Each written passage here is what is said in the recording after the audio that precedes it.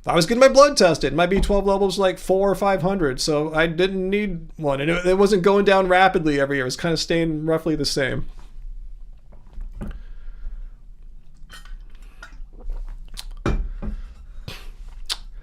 That's good, Robert. Not scared of fats. I know a lot of the raw. Not all. I know. I went to Woodstock Fruit Festival. I've been there. I'm not speaking badly. I'm just reporting what I saw and heard. I know there's a lot of fear of like fats, but strangely, a lot of the raw food people really love durian, the fruit durian, which is a fatty fruit. But yeah. But so I'm glad, Robert. Yeah, don't be afraid of fats. You know, they're not going to kill you. They're not going to make you get obese or something like that. I mean, not saying you need to eat only fats or something like that, but yeah, they're part of a healthy, balanced vegan diet. I love my nuts and seeds, and I had some avocado today. California avocado, in case you're watching Piers Morgan. That's cool, Milo. She doesn't promote period loss, just the opposite. Awesome. Maybe that was something from back then. I don't know. I'm saying I was reading what Allison said, but yeah, period loss, not a good thing. Hector, I actually have, I think, 4 Steve Jobs biographies in my book collection here. And he definitely wasn't fruitarian or vegan. He was all over the place. Yeah, he had fruitarian moments, vegan moments, vegetarian moments. He kind of went all over the place. I don't know if he had an ethical bone in his body about being against animal cruelty and exploitation, but he definitely wasn't following some kind of like diet throughout his entire life. It was always kind of like all over the place. Yeah, I'm with you, Sarah. Yeah, skinny isn't ever my goal. I mean, yeah, just by virtue of us exercising a lot, we're probably not going to get too huge, right? But yeah, healthy and strong is what we're going for.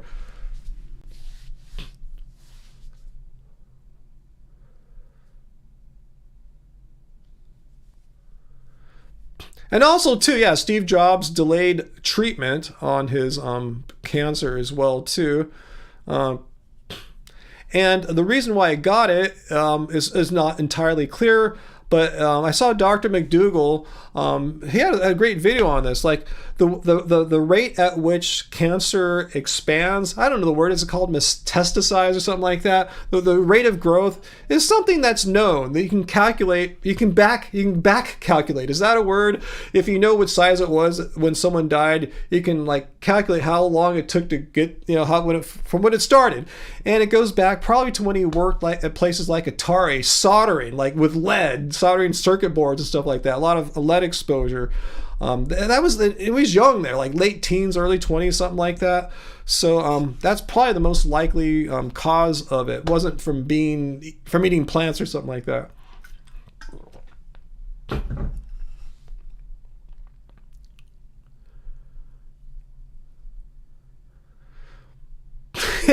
Yeah, true, Dr. Bear, huh? Yeah, it's too bad that being skinny, if you're female, or being jacked, if you're a dude, is all it takes for some people to assume they're experts in nutrition. Exactly. Or whatever. People will put the goalposts wherever they want. If they can ride their bike up a hill in a certain amount of minutes and seconds, and they assume I'm a health expert, whatever. People just conveniently set it to something that they have already achieved, you know, and somehow say that somehow makes you health because you achieved some kind of like body image or a physical like exercise or sports goal or something like that.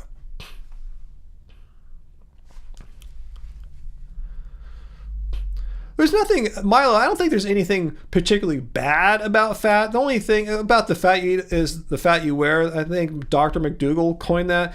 It's true in the sense that fat, if you compare its caloric density compared to carbohydrates and protein, it's a hair more than twice as calorically dense. So if you're kind of used to filling your belly up on a certain amount of carbohydrate or protein-rich food, well, you'll fill it up. If you fill your belly up the same amount with a fat-based food, you'll get twice as many calories. So you have to kind of be careful about the density, the caloric density of fats. But other than that, I mean, there's nothing magic about fats other than their caloric density. I mean, you're not going to get overweight eating like, you know, the amount of calories you need with a higher fat diet. It might not feel that good. I wouldn't want to do that, Milo. Don't get me wrong here. I'm not advocating eating a super high fat diet long term or anything like that. But really, if you're eating the right amount of calories and it happens to be a higher fat kind of diet, you shouldn't gain any extra weight. It's all things being equal. Like you still exercise and, you know, the same way and all that.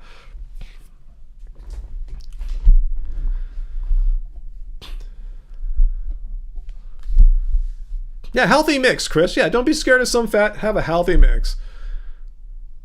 Produce not pills. Do I like dates?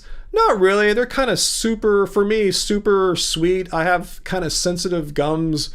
So my oral hygienist have pretty much advised me to try to avoid dates and other like stickier sorts of fruits that stick to your in between your teeth and can cause like cavities and gum problems. So yeah, I don't really eat dates anymore, but I do like them. I will make an exception though. Produce not pills. There's a couple date farms. They grow them out here in California in the Coachella Valley, and there's some date farms where they sell them at our local farmers market, and they sell them right when they're harvested. They're fresh and they're not sticky, so I can eat those a little easier because they don't stick. They're soft, they're moist, they're full of water, so I like those. But in general, yeah, I try not to have a bunch of dates. Yeah, rinse your mouth out afterward, clean your teeth, do what you got to do. And yes, there's a lot of dispensaries near me. There's one like I could walk to in like 4 minutes from here, probably. Well, maybe 5 or so. But yeah.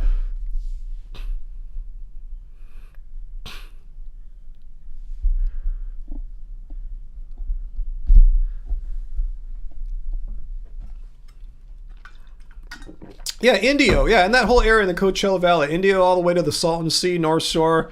Yeah, great date area. What do you mean insulin spikes, Imperial Wells? Do you have diabetes or something like that? Because I can have like a fruit smoothie. Like I said, after I got back from the gym today, I had a pretty big banana and frozen fruit mix smoothie.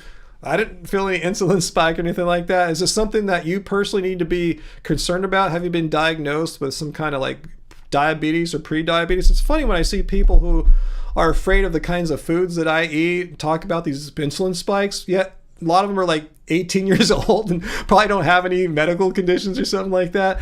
And you would be thinking, well, wait, if you keep doing that for a long time. Well, I've been doing this for a long time. I've been vegan since 2010. So here we are in 2024, still not pre-diabetic, let alone diabetic. I mean, you can look at my hemoglobin A1C, which I've tested every time I put up here for you guys to see on my like 5 or 6 blood tests I put up since I've been vegan. Fasting glucose, always under 100. So yeah, I have I don't need to think about insulin spike or anything like that. I'm totally fine. I just wonder why so many people who probably don't have diabetes are so concerned with diabetic type things that diabetics should be concerned about. You know what I'm saying? Do you know what I am saying?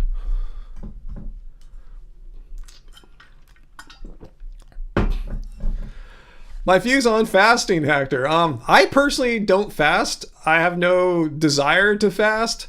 But if you like doing it, cool. I'm not going to knock you. I know some of our viewers fast, but yeah, it's not my thing, and I don't have any desire. I don't know how I'd make the time to fast. I don't know how I'd work that into my exercise schedules and stuff like that. So no. VLAM, no, I've never measured my bone material density. How do you do that? Do I talk to my doctor about that? Is that something they'll say, oh, you're old. Yeah, we should measure your bone density stuff. Yeah, let me know. I like these numbers. I'm a geek. Tell me what you know about that. That sounds cool. So Amanda says, keto culture is heavily ingrained in some of us, I think. Insulin spikes, stuff like that. I wonder, I guess it's keto people or stuff like that. People are like afraid of carbohydrates and stuff that are talking about these insulin spikes. That shouldn't matter unless you're already diagnosed as a diabetic. I keep waiting. People say, keep doing what you're doing. Another year or two of eating all those bananas, you're going to be diabetic. Well, here we are. 14 years later, I'm still not pre-diabetic, And I know many people my age I went to high school with who are diabetic. And guess what? They're not vegan. They eat a bunch of American food crap. They're not eating all this high carb food like I do, and they're diabetic.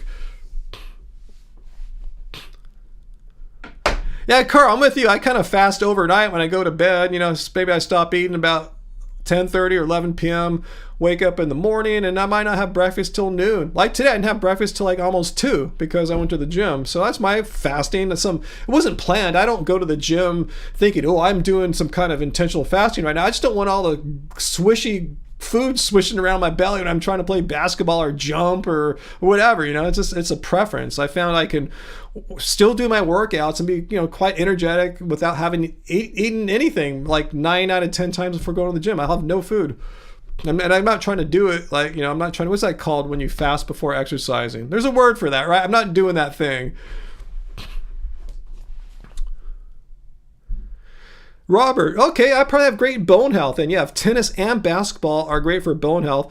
I was just thinking that AJ's comments are being removed. Really? Let me take a look see here if I see anything weird going on.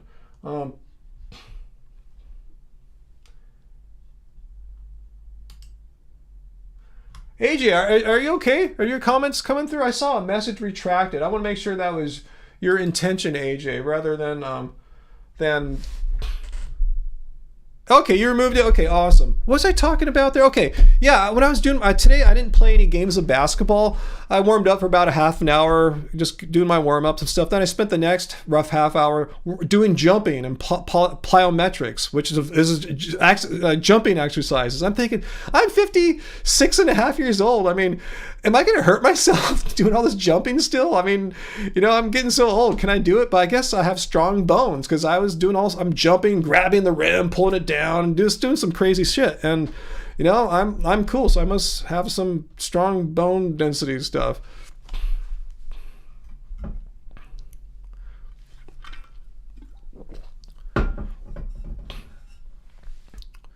Let's see.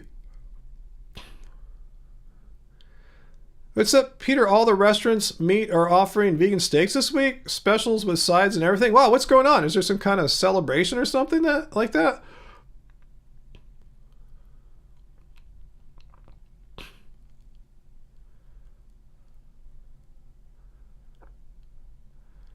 Let's see.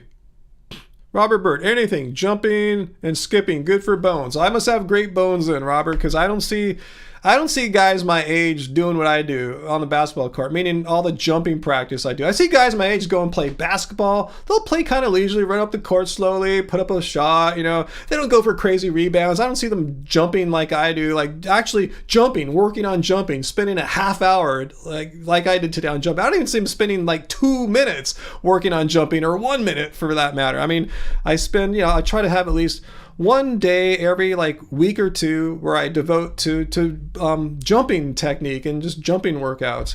So I guess that's keeping my bones strong. And you always hear this crap though, right, Robert? But you vegans have weak bone density or something like that. You vegans are prone to breaking bones. If anyone's going to break a bone due to vegan deficiency, it should be me, because I'm the one that's jumping high and then landing, it should be at 56. I should be breaking bones, not you 30, 40-year-old guys, I should be the one, but no.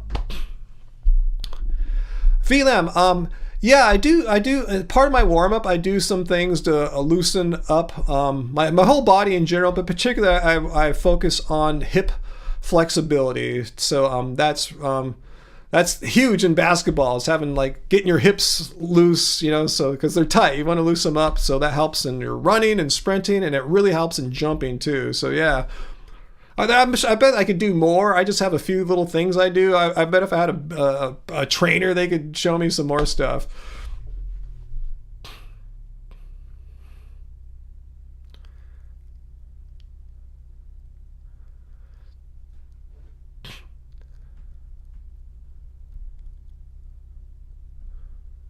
Let's see, peanut butter. I see talk of peanut butter. I haven't bought a real can of peanut butter for years, but Angie gets me those PB or those peanut butter powders.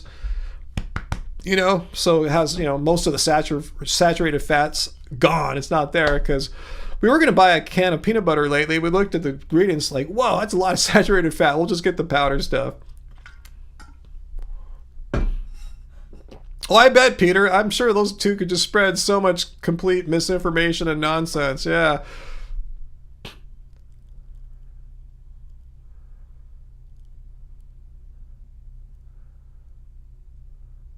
Now you want peanut butter? Awesome, AJ. Let's see. Sarah wants to know, does anyone know if there's a PB powder that's just peanuts without palm sugar? I'll check the ingredients online next time, Sarah, and let you know. If I didn't even look at that, to be honest with you, so I've no clue. I didn't even think about that. I'll take a look and I'll let you know. If so, I'll let you know what brand I have. Because there's many brands of peanut butter powders, so hopefully they're not all in cahoots with each other. Yeah, we got to use what is it you don't like? Palm sugar? I'll take a look.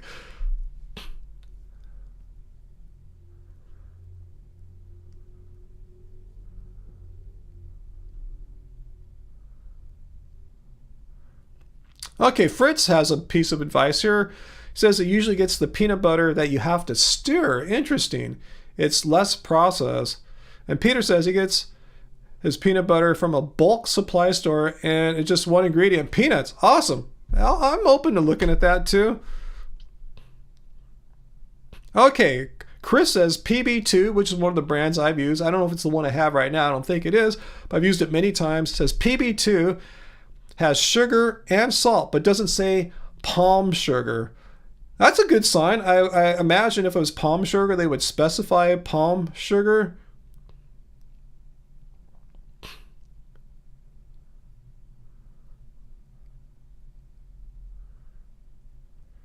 But yeah, natural peanut butter just sound good. As long as it doesn't have a bunch of saturated fat, I'm down. Because you guys know, my cardiologist, I've had one a year or two ago. Yeah, we tried to, reduce my dietary intake of saturated fat foods. So if I were regularly eating like high saturated fat peanut butter, that would go against the plan that we have.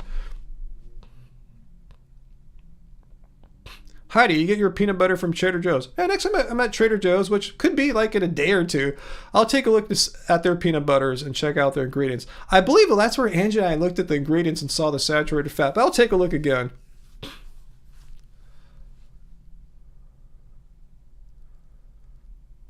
That's cool. We haven't really talked about peanut butter a whole lot on this channel. Okay, Sarah's asking because she just saw a PB powder with palm sugar. Just curious what all is out there. You'll do some research. Awesome. Let us know what you find, Sarah, if you remember. I'm curious too now.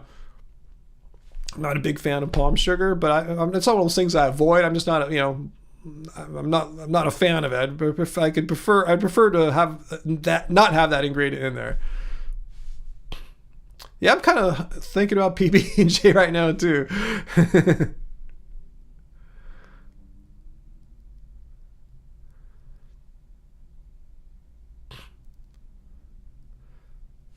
Hey, Chris Murphy, thank you so much for the vegan cult members dues from you and Astro. Love you guys, Ryan and Angie. And I haven't heard the text-to-speech voice go off yet. Oh, that's because you did it on YouTube. Okay, yeah, I'm sorry. I shouldn't do that on YouTube, but we should hear a thanks or something like that. If so, there's usually a little delay. The longer I get into a stream, the longer that delay lag seems to be. If we did it, if you donate right at the beginning, it would be pretty instant. But I think now it'll probably happen maybe 10, 20 seconds. Well, so we'll wait for that. But thank you so much. Vegan cult member dues for me and Astro. Love you guys, right, Angie? Thanks so much, Chris. Let's see, Milo adds, the Safeway organic peanut butter does have palm oil. Wow, okay. Yeah, not a fan of palm oil either. Palm sugar or palm oil. Amanda says, I'm not a skinny vegan, and it's because of peanut butter. Thanks for the tip.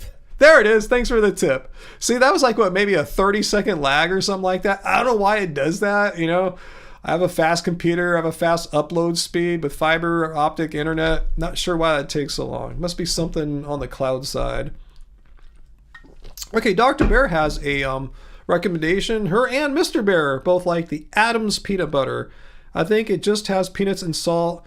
We have to stir it though. I'll keep that in mind, guys. Thanks for letting me know about the kind of peanut butter you have to stir. What does it look like? What am I looking for? When I go to the store, when I look for peanut butter you have to stir.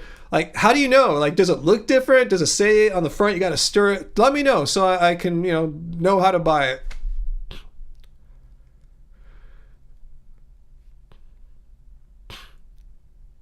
Costco almond butter is good too. I need to get a Costco membership. I haven't had one in like 25 years or something like that. Is it worth it? Should I get one? Will I get my money's worth? It always looks super crowded when I go there. And I don't like the part of town where our local Costco is either. I'm sure where you guys are having your Costco's is probably better than here.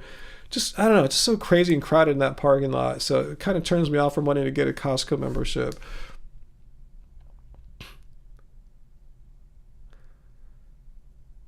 Yeah, almond butter is tasty. Yeah, you guys are getting me. I haven't had almond butter for a few years, so I kind of... What's up, Milo? Coconut sugar is the bomb. Yeah, coconut's an amazing fruit. Yeah, I remember in Hawaii, and we were in Maui for Angie's birthday. We're at the farmer's market in, God, I forgot what town it was. It's kind of up the volcano hill a little bit. Yeah, we had our first, like, just cane sugar experience. Thought that was amazing. Okay, Ryan, store the stir type peanut butter upside down in the fridge. No stirring needed. Huh.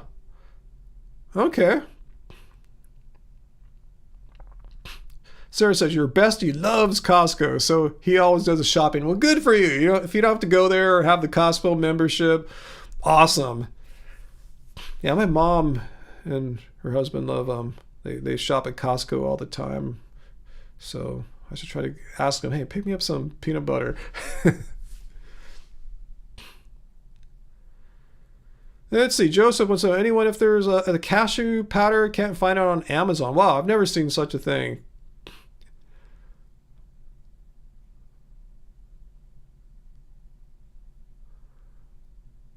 Yeah, I kind of miss almond and cashew butters and stuff now. Yeah, but don't tell Piers Morgan about almond butter, huh?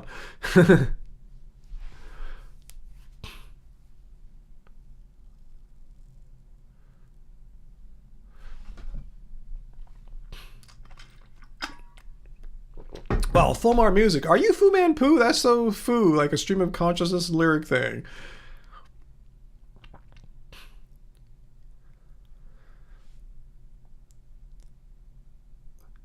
Yeah, you eat almonds, you bee murderers. You know how many bees get killed? Literally billions of insects get murdered. Billions. Yeah, the bee argument, I guess, huh?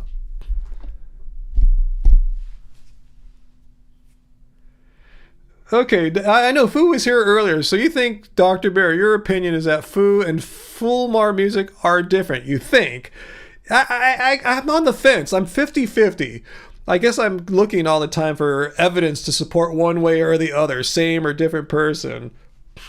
Yeah, Deemstar's like, why did Piers Morgan stop at billions, right? Why didn't he just say literally trillions or a Googleplex of insects or something like that?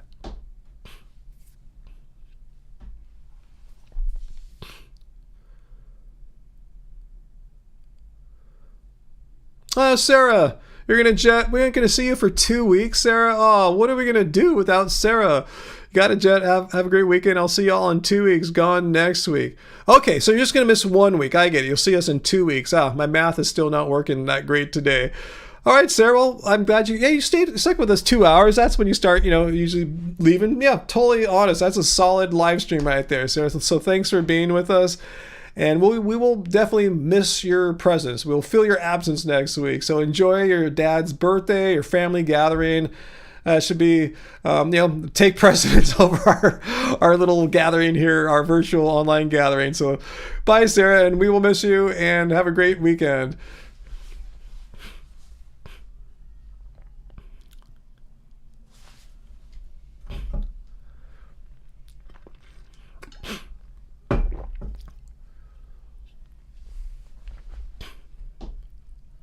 Everyone's going to miss Sarah, sounds like. Why does he say billions? He says billions because billions is a human thing. It's manipulative. That's the kind of reactionary bullshit of a solid gold loser. Oh, why don't you eat avocados, Robert? Don't like avocados, or are you afraid of Piers Morgan coming to your house and yelling at you?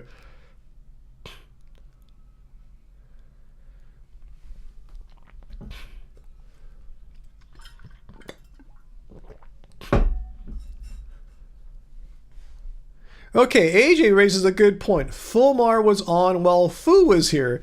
Yeah, you're right. I started noticing Fulmar's stream of consciousness lyric type posts when Fu was absent for like those few weeks. But yeah, you're right, AJ. Good sleuthing, good eye there. That they both were online at the same time, and I doubt Fu would have 2 accounts on 2 screens or 2 computers simultaneously. So that adds more to the argument or the belief that they are 2 different people. Okay, Robert, you find avocados yucko. Okay. And some people don't like them. Fritz says your body doesn't like avocados. Interesting, huh? I'm lucky. I love avocados. I think they're delicious. and they grow them all throughout Southern California. There's avocado trees here in our city.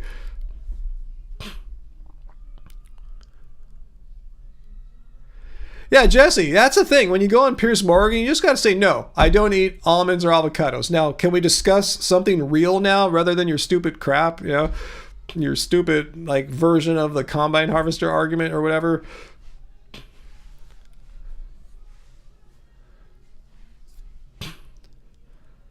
Hector, yeah, we're still in SoCal.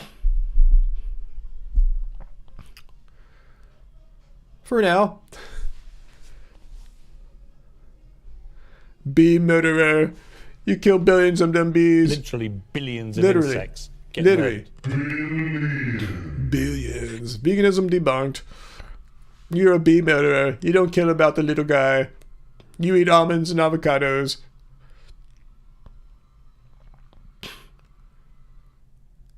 Yeah, VLAM, exactly. Yeah, they can be expensive, right? Even here they're expensive. I bet they're even more expensive where you're at, right? You'll easily go 6 months without eating almonds or avocados because they're expensive. Exactly. It's not like these are the foods that vegans need to eat. If you're vegan, you have to eat almonds and avocados. It's like the staple, the foundation of our diets. If you don't eat them, you're going to get sick or something like that.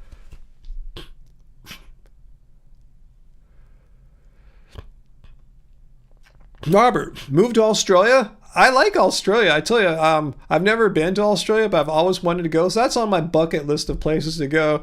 And from my little, well, my many years of seeing, you know, Australia in the movies and TV shows and surf films and stuff like that, I looks like Noosa would be a perfect place for me. I know it's kind of expensive, Noosa Heads area, but yeah, I'd love to think about moving to Noosa or maybe like Byron Bay or something like that. All right, do we have someone trying to intimidate me here? What is this crap here? What do you think about this born again vegan person here? What do you think's up with that? Is that some kind of like intimidation or something like me or what? Answered what? Did you have a question to ask born again vegan, and besides like trying to threaten me or something? Do you have a question? I'm not trying to evade your question. Do you have a question, born again vegan? But yeah, let's look at the Livestream rules here. Let's see, Livestream rules. This applies to everyone, vegans, non-vegans. If you're a human being and you want to act or interact in our forum here, our online group of chill, reasonable people, you have to be civil. No personal attacks, harassment. So I think a threat of some kind is violating the harassment part here. Even if the person did have a question, it shows me this person is unhinged. Because here, let me just put it like this. I don't see everything that's asked of me. Often I'm talking to people too. So it's funny how some people are so self-centered such that if I don't like answer their question, they take it personally. I tell people all the time, don't take it personally. If you don't see me answering your question, don't say, wow, Ryan's a jerk or something like that. He's not answering me because I'm the most important thing in the world. No, just wait. Just copy and paste it again, maybe a minute or two later. Maybe at a point when the conversation that I was on previously ends and I move on to something else. So where is that person? Are they still here, or do we need to ban them? Let me look here.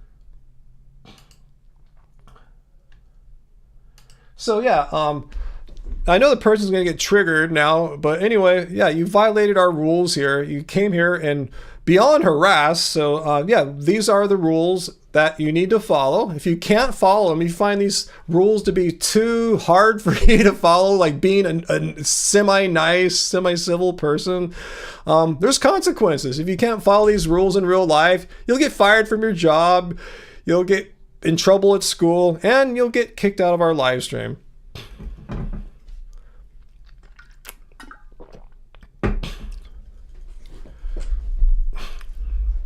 Yeah, Dr. Bear. Yeah, if I didn't answer a question, just ask it again. But yeah, he or she can't ask it again because the person violated the rule in one of the most serious ways. And they have, for that reason, and I'm not picking on them. I don't care who it is. If anyone comes, vegan, non-vegan, whatever, vegetarian, a music fan comes and they can't follow these simple rules of just not being an a-hole, you get blocked, you get banned, because I don't have time, I don't have any desire to interact with people that have such kind of toxic negativity about them. This is a chill place. We have good vibes. As we were talking about earlier, this live stream, good vibes.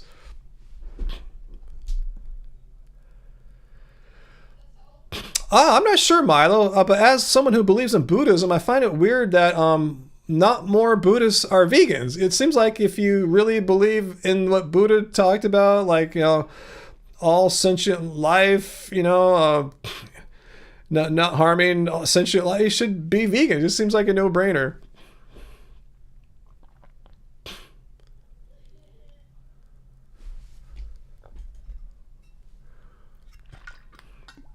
Grab another beer, Chris. Get another drink. On me.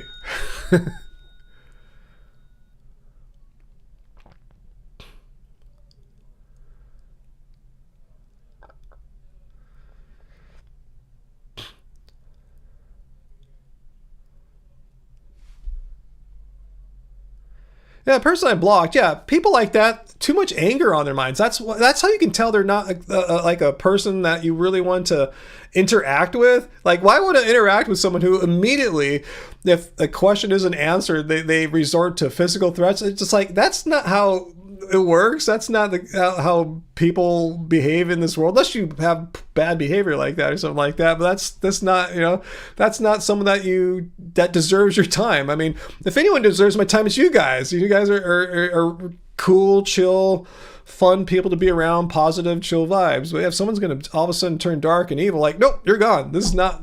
You can go to other YouTube channels that like evil and darkness, I guess. Cool, flourish there, but this is not your place.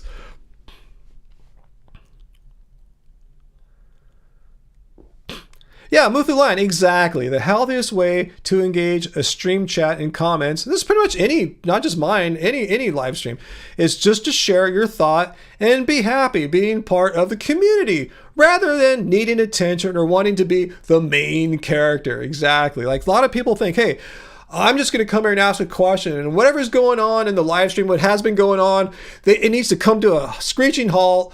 And I need my question answered right now because I'm God's gift to the universe and I'm so important. I'm the main character.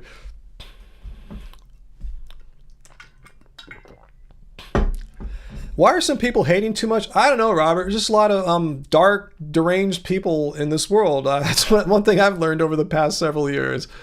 And as a result, I've changed my rules of engagement with people, my rules of interaction. I don't interact with people who are of that kind. Again, I'm not saying someone in the comments this week is saying how I ban people who disagree with me. Like, no, I don't do that. I encourage and welcome disagreement. It'd be a shitty live stream if everyone had the same exact beliefs that I do. I mean, I'd be some kind of dictator. You can fully disagree with me 100%. Just be cool. Be civil about it. We can disagree about things, yet still like each other as long as we can communicate in a non-toxic way, so it's just, I think my rules are really just basic. I'm not setting the bar really high, is what I'm saying. Just don't be an a-hole. That's all I'm really asking. You don't have to kiss my ass, you don't have to flatter me, you don't have to tell me I'm awesome or anything like that. Just say your point that disagrees with me and we're cool. Say it in a nice way. Yeah, I think I'm decently patient, Robert. Yeah, some days I might have shorter patience. I might be a little more tired or something like that, but I'm human. I'm not Mr. Spock. Well, he's half human.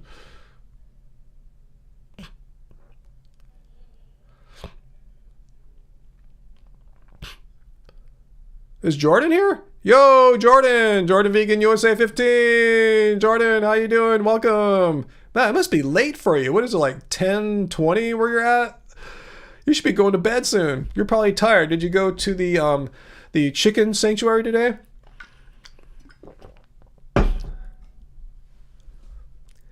Flatlander, your curse with the question was? I didn't see a question either, Flatlander. Yeah, no one saw it. It wasn't just me. I didn't see a question either.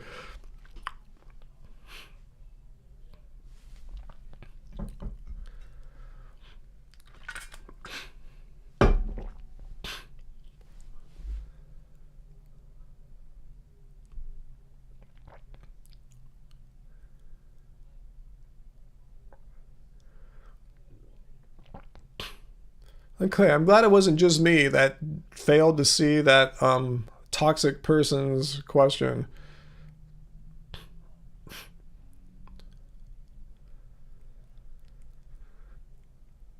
Okay, you did go to the sanctuary today. Yes, I did. I have loads of animal rights work, so I'll be on for 10 minutes. Yeah, stay as long or as little as you can, Jordan. We're happy just to see you tonight.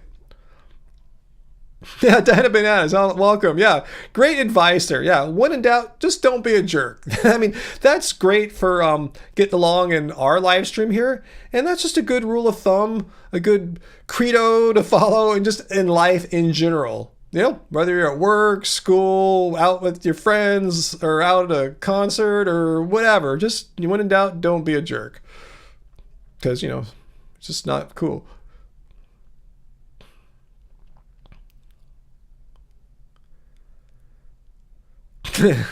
Robert Bird, Dan, 100%. Yeah, I wish more people could understand that. Allison, your phone died. Oh no. Peter, you were protesting horse carriages in your city earlier, and the police came and said we were harassing the clients even though we're just standing there. Okay, please, I want to mention something here. Please don't mention this person's name, okay? This vegan person's name. But I was chatting with someone on, not chatting, but on Facebook, which I still use sometimes. You know, many vegans followed me back years ago, and I got rid of most people I've never met or just don't know. Like, if you guys found me, I'd keep you there, obviously, but I didn't know who this person was. But anyway, I still don't know who he is, but somebody's still in my feed, and I saw him commenting how a certain vegan YouTuber that I banned, you guys know what I'm talking about, a guy, he said, this person on Facebook said this vegan YouTuber that I banned is saying horseback riding or just horse riding, humans riding horses is totally cool now. It's totally, he's cool with it. He's promoting it or something like that. Do you guys know anything about that? Again, don't mention this person's name. I'm just kind of curious if he was pulling my leg, or is this something that you guys know about? I imagine like 99% of you guys don't even follow this toxic person I'm talking about here. But I don't know if there's any validity to what this person told me on Facebook, that this toxic male YouTuber that I banned is like horse riding is totally vegan now. Yeah, I just wondering, who does anyone know if that's true? I'm not here to spread rumors or say bad things. I just want to fact check that, and I didn't want to go to this person's channel or anything like that. I just thought if it was a known thing. How often do I look at Facebook? On my phone, I might check it once or twice a day, but I'm not really, I don't use it to like read people's posts, really, like people that I know, or yeah. I'm kind of following people's posts in groups, like music groups or music gear groups, something like that. I'm following groups more than I am people, and that's why I check it. I'm really not, doing it the way most people are doing Facebook, I think. Peter, it wouldn't really surprise you. It's just funny. I mean, I thought this dude was like a level 5,000 vegan, and now horse riding is like supposedly totally vegan. So anyway, yeah, I agree with you, Milo. That's why I found it shocking, and I didn't fully trust what this person was telling me on Facebook, but he seemed very certain and convinced about it. So I took it with many grains of salt, but I just want to see if I can triangulate and fact check it. So I'm not here to spread rumors. I'm not here to start drama or anything like that. I'm just trying to see if this was true. And that's why I didn't want to mention the person's name in case it was some kind of lie or something.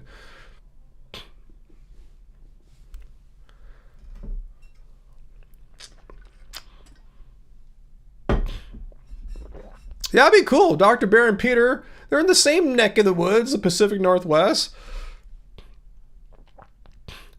Yeah, VLAM, I don't follow that person I banned. I'm glad. I said most of you guys probably don't, because, if you appreciate how I do things, totally different, like toxic, sociopathic kind of thing.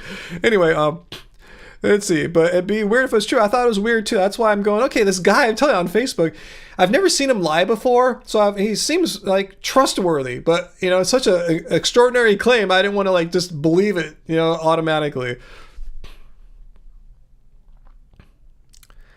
Okay, Uncle, that's why you first started Facebook, to see where your favorite bands are playing. See, exactly. Yeah, you don't have to use it to like interact with friends or old friends or whatever. Jordan, no, we're not going to mention his name, but you did get his initials correct earlier, so that's who I was. Yeah, so that's as far as we need to go. Yeah, you referred to the right person by initials there, Jordan. So no, yeah, I just wanted to know if any of you guys knew if that was true. Well, anyway, it sounds like you guys don't follow him, which is awesome, because you guys, I'd be really like, wow, you can deal with that anyway, like, all that toxicity. So let's just move on. I'm just seeing if you guys know. Oh, he owns one. Okay. So there, that supports what my my Facebook friend told me there. He owns one. Okay. Like, what does he do with this? Is it for riding or just like a rescue? Do you know? I'm just kind of curious.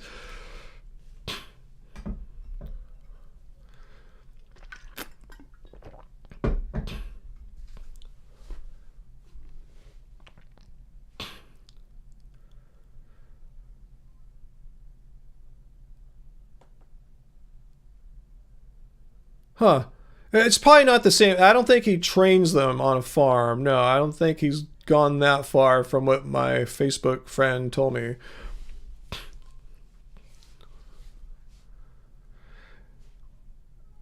Yeah, Dr. Bear. Dr. Bear saying everyone she grew up with and know only rides horses for pleasure. It's not like a necessity. Like they couldn't afford to buy an automobile or a motorcycle or a scooter. They need to get to work, so they got a horse instead. That might happen in some places, but not too many places in, like, say, Oregon or California is that, oh, I can't get to work by public transportation or car or scooter, I'm going to get a horse. I mean, it might happen once in a while for a vegan, and then maybe that would be okay. Perhaps. I'm not saying for sure. I have to think it through, but yeah, that'd be the only argument to try for that.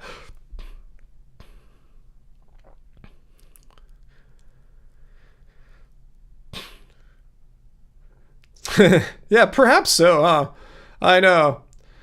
Well, let's just move on. I just wanted to see if you guys knew anything more than I did. Like, so I was just trying to fact check it. I'm not trying to spread rumors that may or may not be true. I'm not into drama. You guys know me. You guys have been watching me for a long time. Just seeing if it was like a known thing. Like, oh yeah, he totally does that. I don't know. Anyway, Dr. Bear, and so everyone I grew up with used whips and spurs and bits for riding horses. Wow. I know what a whip is. I'm not sure what a spur and bits are. I think I do, though. It sounds pretty pain-inducing. Sadly, I did that as a kid, too, before I grew up and learned to think critically.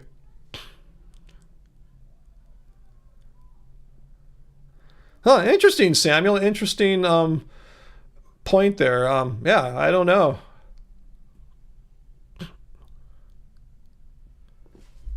Okay, Navia, thanks for sharing that. Okay, again, I'm not here to stir shit up or anything. I'm just curious. I was just trying to see if the guy told me was true. Not that it really matters. It just kind of like, wow, that just kind of shocked me. I just wondered if it was a known thing.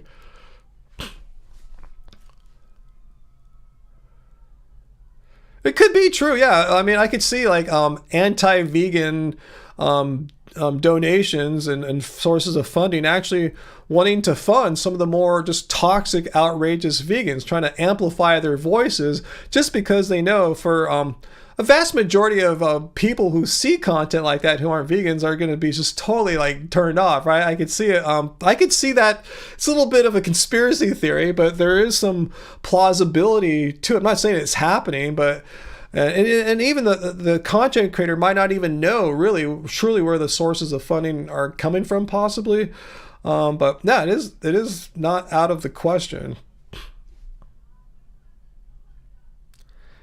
Yeah, that's pretty not vegan there, Jordan, to say stuff like that. It's like, yeah, that's again, toxic people such like that. Yeah, I don't have time for them. I'd rather hang out with you guys. Why would I want to give time to someone who is toxic and just says, slanderous, mean things about you when I could just hang out with you guys and feel good rather than feel shitty inside dealing with someone who's like toxic like that, So that's why I said I'm 56 and I've realized I probably have fewer days ahead of me than I already have experienced in life. So I want to use the rest of my time on this planet wisely, and I've been more aware and more proactive about how I allow people into my life, how much time or little time I shall give them. And yeah, I want to spend my time with people who are, I tell you, I don't need ass kissers. I just want people who are not a-holes and not toxic, you know?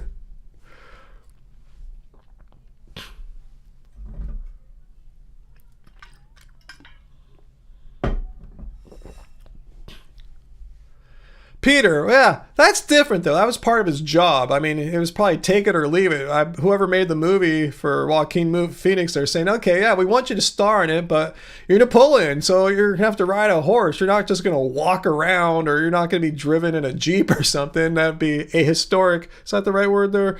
Or anachronistic.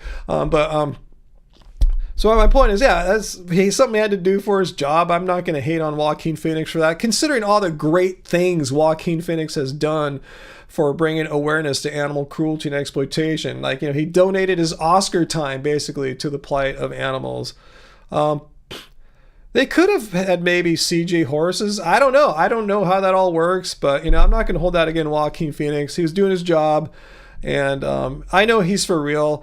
You know, he would go hang out with the protesters here in South Los Angeles at the Farmer John plant, which recently closed, not because of the protesters. They just moved to a place where, another state where they could pay their workers even less and exploit their workers more. But he was there all the time, on the streets in a dangerous part of LA with the vegan protesters. So he's real. Joaquin Phoenix is fully real.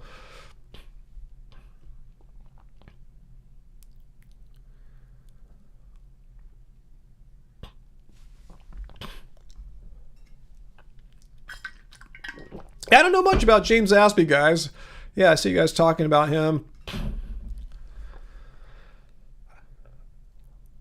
I don't know. I just kind of like started tripping on him when he was doing that crypto scheme thing. I don't know. I saw Foot Soldier explaining what was going on, and I go, wow, that's kind of wild. I don't know what's going on. Hey, Jordan, you got to get going. Good to see you, Jordan. Come by every Friday if you can, even if you just got 10 minutes. Always good to see you.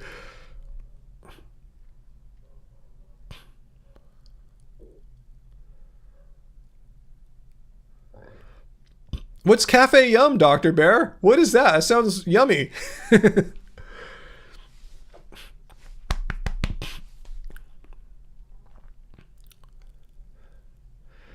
You need to get going to have dinner with Dr. Bear. Yeah, Angie and I got to start thinking about dinner too. We've been on together here 2 hours and 32 minutes. I think that's a pretty solid live stream. What do you guys think? Do you guys want to move on to the next phases of your evenings or days for people like Robert and VLAM on the other side of the world? Yeah, Corvid Moon, that crypto thing was when he started losing you too, to be honest. Yeah.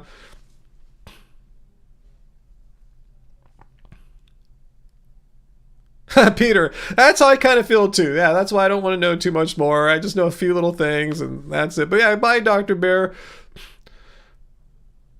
Okay, they have bowls with brown rice, stew, and creamy vegan garlicky sauce, and they're open right now? Wow, awesome. Yeah, it's not that late, actually. It feels late, but it's 8:30. I know it's 8:30 for you, too, because you're on the West Coast.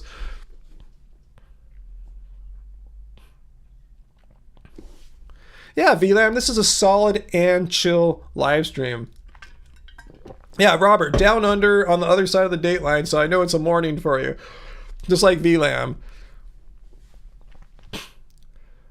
For sure, 300. OMG, I remember you? How do you remember me?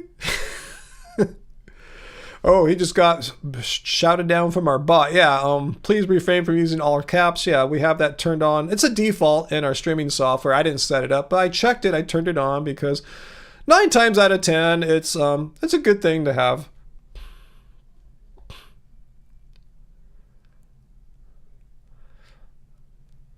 Zoe Way, I never get to see these streams anymore, but have the night off work. Hello and goodbye if you have to go. I'll probably be on a hair more. For sure, still did all caps. You didn't learn from that. If your caps button is stuck there, for sure, 300, just unclick it and try again. But I'm still here. I still making videos, still making content, still making music and everything, still doing what I've been doing.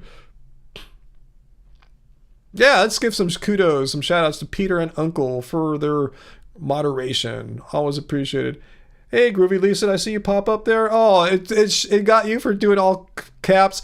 I saw you, Groovy Lisa. I thought I saw you do say hi, Ryan. But Peter can do all caps because he's a moderator. He can break the rules a little bit. Milo, yeah, it's early out in Hawaii, huh? 5:30. 3 hours off from us.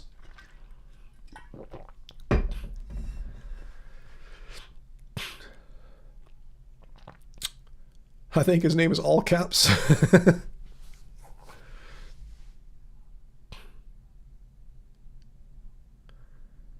Wow, I don't know what you're saying there, Full Mind Music. Stream of consciousness there.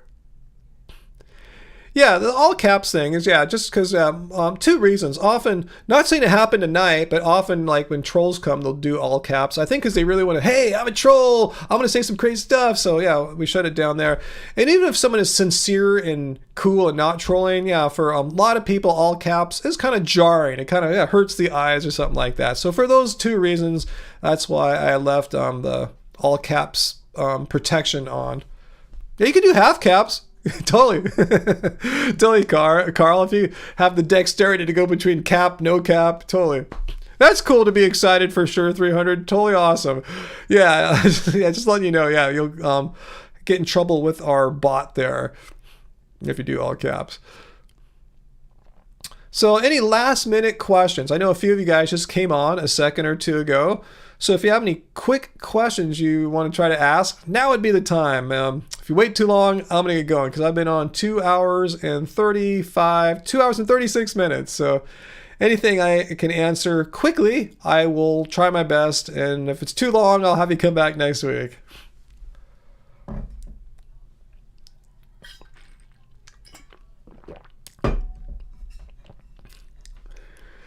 Let's see. Oh, Fritz, I missed your, it's your birthday? I see people giving you birthday wishes and you thanking them. I missed that, Fritz. My bad. Again, that shows you how I don't see everything, you know, and that, you know what that means. Veganism, debunked. Ryan doesn't see everything. But all seriousness or joking aside, happy birthday to you, Fritz.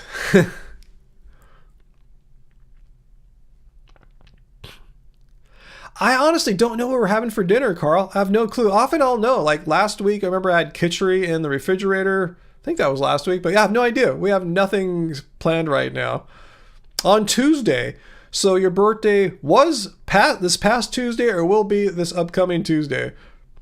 All caps. There you go, Uncle. Ta-da-da-pa. All caps. I love it.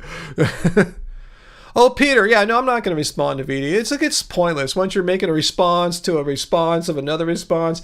I mean, what can I say? Like, she didn't listen to any of my arguments, and all she's trying to do is say, don't listen to Ryan because he's a privileged California vegan. He's never lived on the plains of Africa and seen these supposedly human beings who are predators there. And therefore, because I'm responding right now, and therefore, because there's these alleged few people who are predators on the plains of Africa, all humans are predators, and therefore no one can be vegan. Just see how ridiculous of an argument that is. Oh yeah, and by the way, Ryan's a privileged California vegan too. So for all these reasons, veganism is debunked.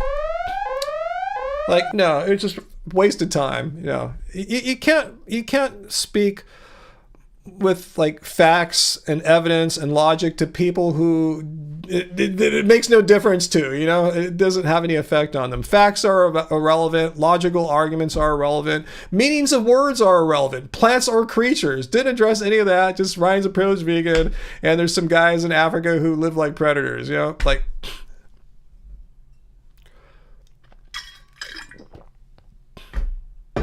Good night, Robert. Ooh, Carlin, you're asking people in the chat. I can't talk about that because fortunately my significant other is vegan too. Yeah, thanks for sending me about that video. I wonder if that's the same one that Angie was telling me about too. That was out here in Southern California that switched to regenerative farming from vegan. So we'll check that out. So yeah, I think that's going to be my next video. So I'll start looking at those this weekend. Let's see, VLAM. If I had a magic wand, well, I do, because I'm the vegan cult leader. Would I turn back time 200 years or turn the world vegan? Wow. Wow, I'd have to really think about that. I mean, turning the world vegan sounds really tempting. I'm not sure what I'd get about turning back time 200 years. I'm not sure what I would do, like go back and kill evil dictators or something like that. That sounds really dangerous. And I'm not into killing people either. Turning the world vegan is I've never thought about this before, but my immediate reaction, without thinking it through too deeply, sounds like turning the world vegan. But I want to pause that before I actually make it happen, because I haven't thought through all the implications yet. Okay, same restaurant, Peter. Thanks for sending that to me. So between what you sent me and what Angie sent me, I have my next video already in the works for next week. So yeah, that should be a good one.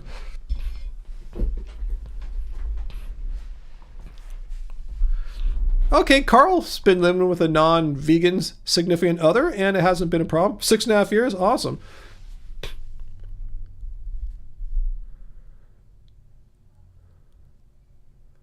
200 years would be really hard to get through to people. Bad timing. Yeah, I don't think too many people have been receptive to veganism 200 years ago.